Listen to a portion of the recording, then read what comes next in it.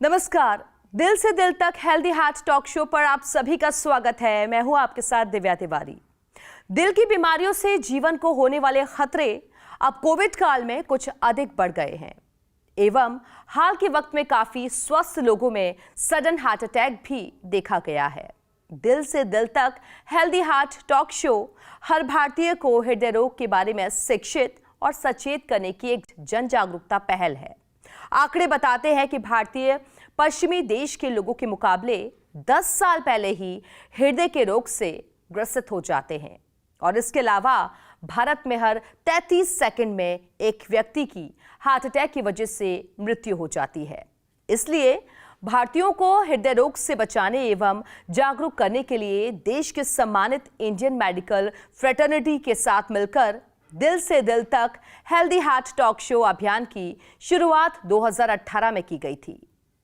दिल से दिल तक हेल्दी हार्ट टॉक शो को लाखों भारतीयों ने सराहा और हजारों भारतीय इस अभियान से जुड़े, जिसे देखते हुए हर रविवार को दोपहर 12:30 बजे जी हिंदुस्तान के मंच पर भारत के सुप्रसिद्ध हृदय रोग विशेषज्ञ एकजुट होकर हमें हृदय रोगों के लक्षण और उससे बचाव और हेल्दी हार्ट लाइफस्टाइल के बारे में चर्चा के माध्यम से जागरूक करेंगे। और इसी श्रृंखला में आज हमारे बीच देश के जाने माने प्रसिद्ध हृदय रोग विशेषज्ञ डॉक्टर एडी भटनागर हमारे साथ जुड़े हुए हैं। डॉक्टर के रोशन राव हमारे साथ मौजूद हैं, डॉक्टर सरिता राव हमारे साथ जुड़ी हुई हैं और डॉक्टर अनिरुद्ध व्यास भी हमारे साथ मौजूद हैं इंदौर से, जो कि हमें हृदय रोग से बचाव तथा उसके उपचार के बारे में अधिक जानकारी देंगे और हार्ट हेल्दी लाइफस्टाइल के विभिन्न पहलुओं के बारे में हमारे साथ चर्चा करेंगे। तो आइए चर्चा की शुरुआत करते हैं। तो मेरा पहला सवाल डॉक्टर एडी भटनागर सर आपसे ही है कि आंकड़ों के मुताबिक भारत में हृदय रोग की घटनाएं बढ़ रही हैं और एक मरीज कैसे जांच सकता है कि उसका दिल स्वस्थ है या नहीं, और क्या एक पूर्ण स्वस्थ व्यक्ति को भी दिल का दौरा पड़ सकता है क्या? ये आपने बहुत ही महत्वपूर्ण प्रश्न किया है। ये बात सही है कि पिछले 2-3 दशक में भारत में हृदय रोग से मरीज ज़्यादा बढ़ रहे हैं और ख़ासतौर से हृदय रोग की जो धमनी से संबंधित रोग हैं, जिनको हम आम भाषा में कोरोनरी आर्टरी डिजीज़ बोलते हैं, ये मरीज काफ़ी तादाद में बढ़ गए हैं। भारत ही नहीं, पूरे साउथ ईस्ट एशिया में इनकी संख्या बढ़ रही है। क्योंकि भारत में लगभग 125 करोड़ लोग रहते हैं, इसलिए आप समझ सकते हैं कि कितने मरीज यहाँ पे इस हृदय रोग से ग्रसित हो रहे होंगे। आमतौर पे इसके कुछ रिस्क फैक्टर्स होते हैं जिसको हम कारक तत्व बोलते हैं, और जैसे कि हाइपरटेंशन है, जिन लोगों को डायबिटीज़ होती है, जो लोग धूम्रपान करते हैं, जो लोग अनहेल्दी लाइफस्टाइल रहती है, लैक ऑफ फिजिकल एक्सरसाइज है, या फिर जिन लोगों के अंदर वसा की मात्रा, जिसको हम कोलेस्ट्रॉल बोलते हैं, ये अत्यधिक होती है, ऐसे लोगों को हृदय रोग और हृदय रोग से जो धमनी के रोग होते हैं वो अपेक्षाकृत ज़्यादा होते हैं। आमतौर पे सभी मरीजों को, जितने भी व्यक्ति हैं, उनको अपना नियमित एक जांच करानी चाहिए, जिसके अंदर ये ब्लड टेस्ट से ये पता चल जाता है कि उनको कितना रिस्क है। यही नहीं, आजकल टेक्नोलॉजी का एडवांसमेंट हो गया और बहुत सारे ऐसे ऐप्स अवेलेबल हैं जिसमें आप अपनी एज है, अपना कोलेस्ट्रॉल का लेवल है, कि आप स्मोक करते हैं, डायबिटीज़ का लेवल है, वो सब एंटर करके आप अपनी रिस्क भी जान सकते हैं कि आपकी लाइफ टाइम रिस्क कितनी है, या नेक्स्ट 10 ईयर्स की रिस्क माइल्ड है, मॉडरेट है या हाई है, और उसके अनुसार आप अपने ट्रीटमेंट और प्रिवेंशन कर सकते हैं। डॉक्टर के रोशन राव, मेरा अगला सवाल आपसे ही है। हाई ब्लड प्रेशर के कारण और लक्षण क्या हैं?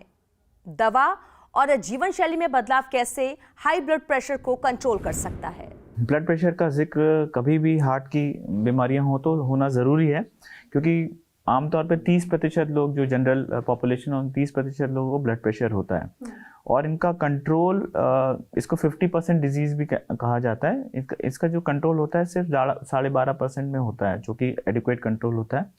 और ये हमारे 3 मुख्य अंग, जैसे कि ब्रेन, हार्ट और किडनी को इफ़ेक्ट करता है सबसे ज़्यादा, जिस कारण से इसमें मॉर्बिडिटी यानी कि बीमार रहने की, क्रॉनिकली बीमार रहने की संभावना बहुत ज़्यादा रहती है। तो जो कारक हैं ब्लड प्रेशर के वो बहुत सिंपल हैं।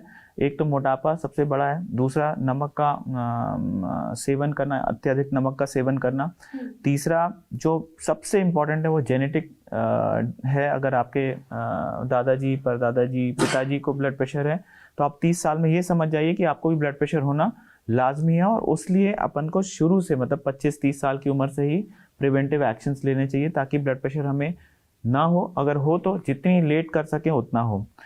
चौथा चीज़ जो है वो डायबिटीज़ है। पांचवा चीज़ है कि जैसे कि डॉक्टर भटनागर ने बताया कि संतुलित आहार ना लेना, फलों का सेवन कम करना। फलों में पोटेशियम होता है, पोटेशियम ब्लड प्रेशर को कम करता है। और व्यायाम का ना होना, ये सारे जो हैं ये कारक हैं ब्लड प्रेशर के।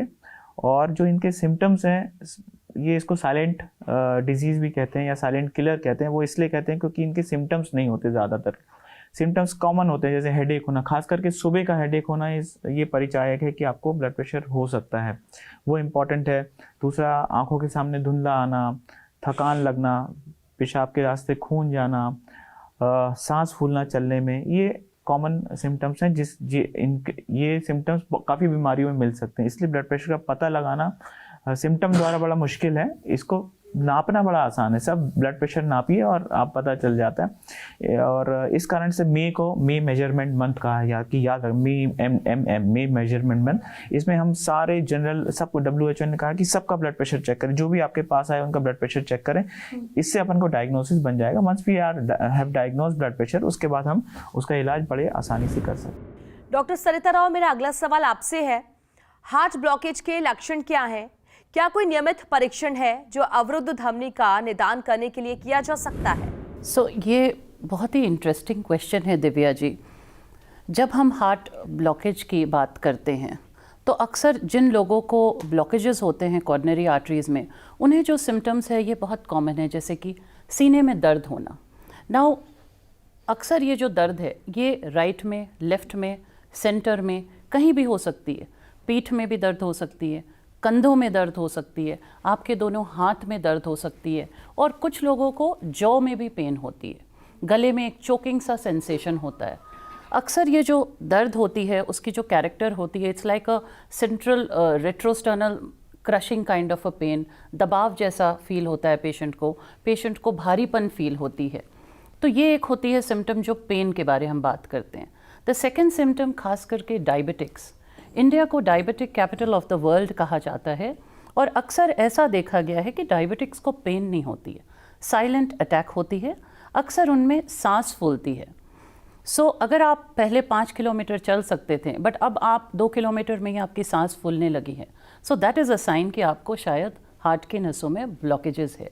इसके अलावा तेज़ घबराहट होना, पसीना आना, धड़कन तेज़ हो जाना, सडन डिजीनेस होना, ये सारी चीज़ें हार्ट के ब्लॉकेजेस के लक्षण होते हैं। And when we talk about लक्षण, तो ये पता कैसे चलेगा कि अगर आपको ये सिम्टम्स हो रही है तो ये हार्ट से रिलेटेड है या फिर कोई और बात है? तो बहुत ही सिंपल है, आप अपने जो भी नज़दीकी डॉक्टर है, नर्सिंग होम है, हॉस्पिटल है, क्लिनिक है, वहाँ जाएं and you get your ECG done. ECG के बाद हम जो सिंपल टेस्ट करते हैं ये जानने के लिए, that is echocardiography and a treadmill test. इसके अलावा अगर आपको बहुत तेज़ दर्द हो रहा है तो ECG के बाद you can go for a blood test, जिसे हम ट्रोपोनिन टेस्टिंग कहते हैं, जिसकी करीब 99% सेंसिटिविटी होती है। उससे भी पता चल जाता है कि पेशेंट को कोई अटैक वगैरह हो रही है कि नहीं।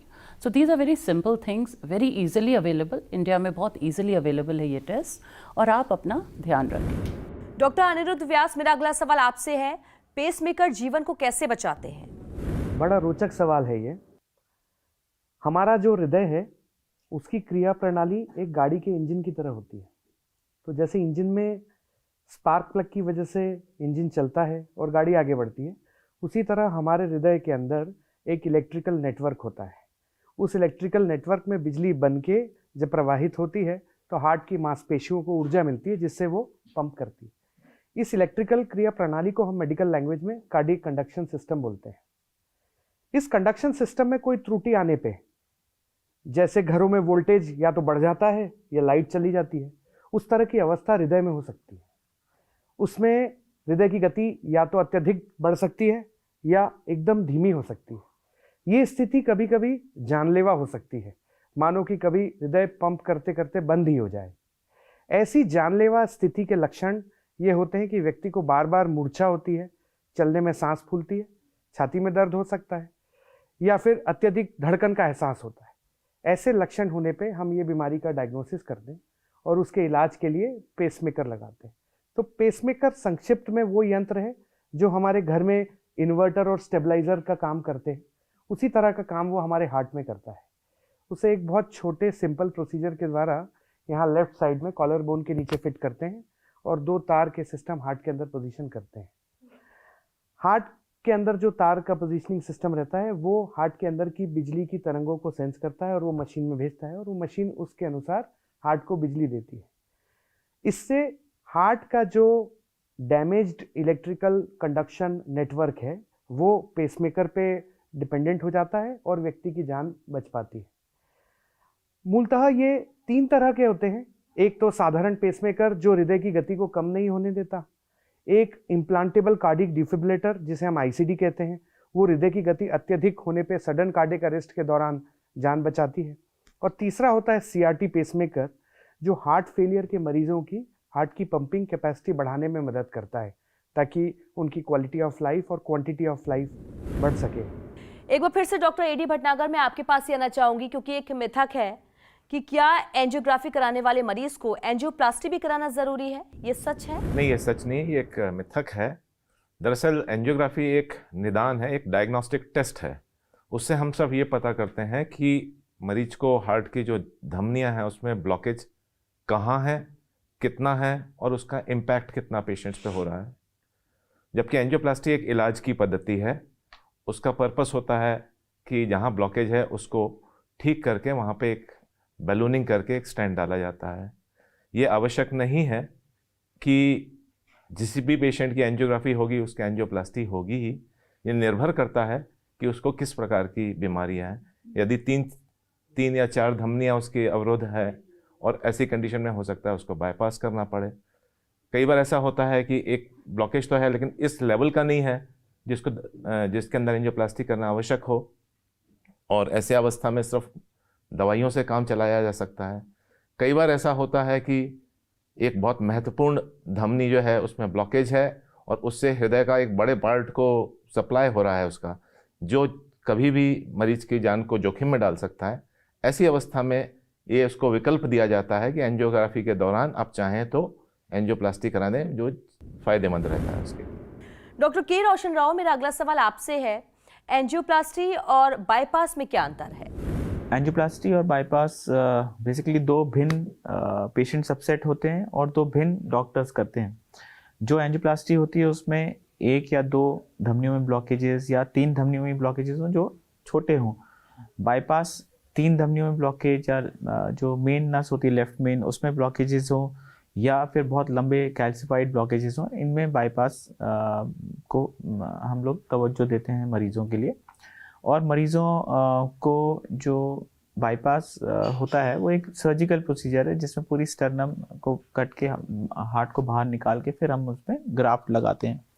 और जो एंजियोप्लास्टी होता है वो एक छोटे छेद से, जैसे कि एंजियोग्राफी होती है वैसी ही प्रक्रिया होती है, एक तार डाल के उसमें बलून करके उसमें स्टेंट डालते हैं। तो ये बेसिक डिफरेंस है। जो रिकवरी है उसमें भी डिफरेंस है। एंजियोप्लास्टी में पेशेंट थोड़ा जल्दी रिकवर कर जाता है, बाईपास में रिकवरी अराउंड डिस्चार्ज 1 हफ्ते या 10 दिन बाद होता है और रिकवरी में करीब 1 से 1.5 महीना लगता है। बट इन दोनों जो प्रक्रिया हैं उनका अपना अपना रोल है। कुछ जगह जहाँ पे बाईपास नहीं हो सकता, जैसे पंपिंग कम है या पेशेंट बहुत फ्रेल है या उसकी लंग खराब है, तो ऐसी स्थिति में भी हम एंजियोप्लास्टी की सलाह देते हैं जिसमें हम छोटे छेद से उसमें जो प्रॉब्लम्स हैं उसको डील कर सकें। तो बेसिकली बाईपास एक सर्जिकल प्रोसीजर है और एंजियोप्लास्टी एक एंजियोग्राफी का ही एक अपना अलग रूप है जो कि उपचार के लिए यूज होता है। डॉक्टर सरिता राव, नींद और हृदय स्वास्थ्य के बीच क्या संबंध है? सो स्लीप यानी कि नींद बहुत ही महत्वपूर्ण है एक व्यक्ति के ज़िंदगी में। ऑन एन एवरेज किसी भी व्यक्ति को जो कि 18 साल से 65 साल के है, उन्हें on an average 7 to 8 hours of sleep की ज़रूरत होती है। That is the recommendation. अगर आपकी स्लीप उससे कम है या फिर आपकी स्लीप 10 घंटे से ज़्यादा है, दोनों ही चीज़ें हार्ट के लिए हानिकारक है। So less sleep and excessive sleep both are bad for the body. और क्या प्रॉब्लम हो सकती है अगर आप कम सो रहे हैं, आपकी नींद पूरी नहीं हो पा रही है, तो इससे कुछ कार्डियोवैस्कुलर डिसऑर्डर्स बढ़ जाते हैं। For example high blood pressure होना, डायबिटीज़ की इंसिडेंस बढ़ जाना, स्ट्रोक की इंसिडेंस बढ़ जाना, ओबेसिटी, मेंटल स्ट्रेस बढ़ जाना, ये सारी चीज़ें आपको, और हार्ट अटैक्स की इंसिडेंस बढ़ जाना, ये सारी चीज़ कम स्लीप होने से व्यक्ति में इसकी इंसिडेंस बढ़ जाती है. So we will say it is a U shaped curve. Too less sleep and too much sleep, दोनों ही चीज़ें खराब है हमारे शरीर के लिए. ऑन एन एवरेज हर व्यक्ति को 7 से 8 घंटे ऑफ रेस्टफुल स्लीप बहुत ज़रूरत है. डॉक्टर अनिरुद्ध व्यास, अगला सवाल मेरा आपसे है, सडन कार्डियक अरेस्ट क्या है? ज्वलंत सवाल पूछा है आपने. सडन कार्डियक अरेस्ट वो स्थिति है जिसमें अचानक हार्ट पंप करते करते बंद हो जाता है. इसके विभिन्न कारण हो सकते हैं, जैसे हार्ट अटैक, जैसे हार्ट का इलेक्ट्रिकल नेटवर्क में फेल हो जाना, या अचानक हार्ट फेलियर में चले जाना. इन स्थिति में जब हार्ट अपना फंक्शन नहीं कर पाता, मतलब ब्लड को पंप करके ब्रेन तक नहीं पहुंचा पाता, उस स्थिति को हम सडन कार्डियक अरेस्ट कहते हैं. ये स्थिति बहुत विपत्तिजनक होती है, क्योंकि इसमें अगर 10 से 15 सेकंड के भीतर अगर एडिक्वेट एफर्ट्स नहीं लिए गए उस व्यक्ति की जान बचाने में, तो वो परमानेंटली डेड हो जाता है. उस स्थिति को सडन कार्डियक डेथ कहते हैं. इस दौरान कारण किसी भी वजह से सडन कार्डियक अरेस्ट हो, उस समय उसके आसपास के लोगों को उसे तुरंत CPR मतलब कार्डियक पल्मोनरी रिससिटेशन देना चाहिए. कार्डियो पल्मोनरी रिससिटेशन के दौरान हमें उसके चेस्ट मसाज और उसे शॉक देके, जिसे ऑटोमेटेड इलेक्ट्रिकल डिफिब्रिलेटर या अगर अस्पताल में हो तो DC कार्डियोवर्टर डिफिब्रिलेटर के द्वारा दिया जा सकता है, वो दे के उसकी जान बचाने का भरसक प्रयास करना चाहिए. इसकी ट्रेनिंग के लिए प्रोटोकॉल्स होती हैं, BCLS, ACLS. हमारे भारत की भी कई ऐसी गाइडलाइंस और प्रोटोकॉल्स हैं जिस दौरान हम पब्लिक को, ट्रेंड लोगों को इसके बारे में ट्रेनिंग देते हैं. जिम के बारे में जो आपने सवाल किया, हाँ, ये बिल्कुल सही बात है कि आजकल इसके केसेस बढ़ रहे हैं. उसका कारण मुझे ये लगता है कि वे व्यक्ति जो अचानक अपने हेल्थ को लेके कॉन्शियस होते हैं 40, 45, 50 वर्ष की आयु में, कि तब तक तो हमने अपने सिर्फ कामकाज और भोजन और आराम पे ध्यान दिया, और अब अचानक हम अपने हेल्थ को लेके बड़े सजग हो गए, तो तुरंत जिम में पहुंच पड़े और हैवी वेट ट्रेनिंग और सीधा हैवी ट्रेडमिल करना चालू किया. उस दौरान उनके हार्ट के अंदर अगर पहले से कोई ब्लॉकेज या ऐसी कोई बीमारी है, वो अत्यधिक अनअकस्टम्ड एक्सर्शन की वजह से, जिसके वो अभ्यस्त नहीं है, ऐसे एक्सर्शन की वजह से उनका हार्ट के अंदर अटैक प्रेसिपिटेट हो सकता है. ये मुख्य कारण है जब अचानक जिम में किसी को सडन कार्डियक अरेस्ट होता है. और वे मरीज जिनका सडन कार्डियक अरेस्ट अस्पताल में होता है, वैसे 90% लोग जान बचा पाते हैं अपनी, और वे सडन कार्डियक अरेस्ट जो अस्पताल के बाहर होते हैं, माने out of hospital cardiac arrest, उनमें से सिर्फ 10% लोग ही बच पाते हैं. उसका मुख्य कारण बस यही है कि अस्पताल के अंदर जो डॉक्टर्स रहते हैं वो CPR की प्रोटोकॉल से अभ्यस्त रहते हैं, ट्रेंड रहते हैं, और शॉक देने की व्यवस्था होती है. अगर इस तरह की व्यवस्थाएं हम जिम में या मार्केट प्लेसेस में रख पाएँ और पब्लिक को ट्रेन करें CPR के बारे में, तो सडन कार्डियक अरेस्ट से होने वाली कई मृत्यु दरों को हम बचा सकते हैं. डॉक्टर AD भटनागर, वैसे तो दर्शकों को बहुत सारे टिप्स मिल गए हैं, लेकिन हम चाहेंगे कि जाते जाते आप दिल से जुड़े हुए कुछ हेल्थ टिप्स हमारे दर्शकों को दें. मेरा तो यही कहना है कि आप अपनी नियमित जांच करवाएं, अपने रिस्क फैक्टर्स पहचानें. रिस्क फैक्टर्स पहचानेंगे तो आपका हृदय स्वस्थ रहेगा, हृदय स्वस्थ रहेगा तो आपकी क्वालिटी ऑफ लाइफ अच्छी रहेगी, और क्वालिटी ऑफ लाइफ अच्छी रहेगी तो आपकी आयु भी बढ़ेगी. डॉक्टर के रोशन राव, मैं चाहूंगी कि आप भी हमारे दर्शकों को कुछ हेल्दी टिप्स दें, अपने दिल को कैसे स्वस्थ रखें. मेरे ख्याल से ब्लड प्रेशर एक बहुत ही इम्पॉर्टेंट पैरामीटर है, जिसके कारण हमारे जो बीमारी हमें ज़्यादा रहती है. इसलिए ब्लड प्रेशर नपवाएं हर दूसरे महीने में, और अगर ब्लड प्रेशर है तो इसका इलाज लें, क्योंकि ब्लड प्रेशर के जो मरीज़ रहते हैं सिर्फ 12.5% में ब्लड प्रेशर कंट्रोल्ड है. तो नमक 5 ग्राम से कम, और जो भी डॉक्टरों ने सलाह दी है वो ब्लड प्रेशर की दवाइयाँ रेगुलरली और नियमित लें.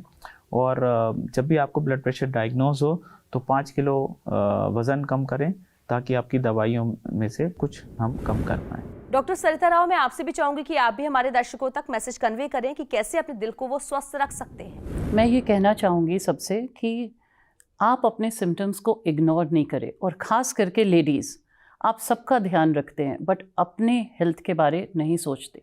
तो अगर आपको कोई भी सिम्टम्स ऐसा फील हो रहा है, even a simple thing like acidity, तो आप तुरंत अपने नज़दीकी डॉक्टर के पास जाएं और चेक कराएं कि क्या ये सिर्फ गैस या एसिडिटी है, या फिर ये कोई हार्ट अटैक की लक्षण है. इसके अलावा हेल्दी हार्ट के लिए जैसे आपने पूछा, बहुत सिंपल है एक फॉर्मूला ABCDE।